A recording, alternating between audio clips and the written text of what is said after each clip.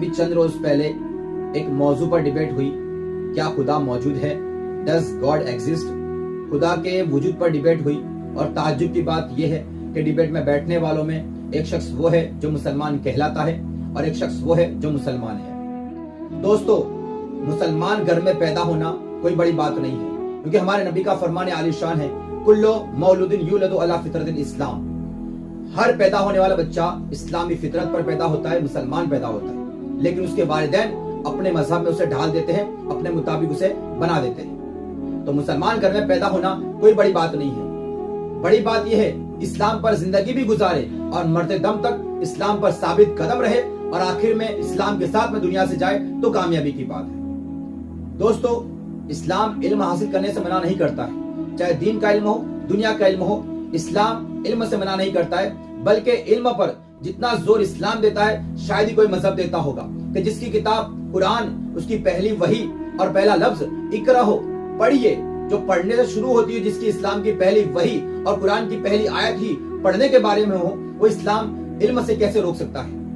اور جس کے نبی علم کی فضیلت میں یہ فرمائے کہ اطلبوا العلم ولو کان بالصین،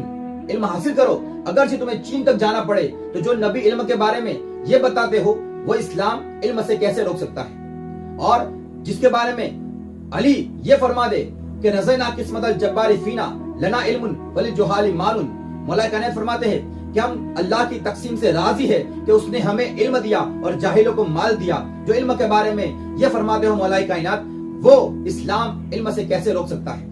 اور جس کے بارے میں 22 رجب کے دن جن کے ہم کنڈے پڑتے ہیں، افسوس کی بات ہے کہ مسلمانوں کو صرف امام جعفر صادق کے، ہمارے اماموں کے کنڈے ہی یاد رہے، جبکہ ہمارے امام جعفر صادق مدینے کے اندر تنے تنہا 40,000 اسٹوڈنٹ کو 400 سبجیکٹ پر تنے تنہا علم دیتے ہو، اور جن کے اسٹوڈنٹ کے اندر جابر بن حیان جیسے بڑے بڑے سائنٹسٹ ہو، وہ اسلام علم سے منع کیسے کر سکتا ہے؟ اب خاص بات یہ ہے کہ قرآن پڑھنے کے بعد میں بھی لوگ گمراہ ہو رہے ہیں،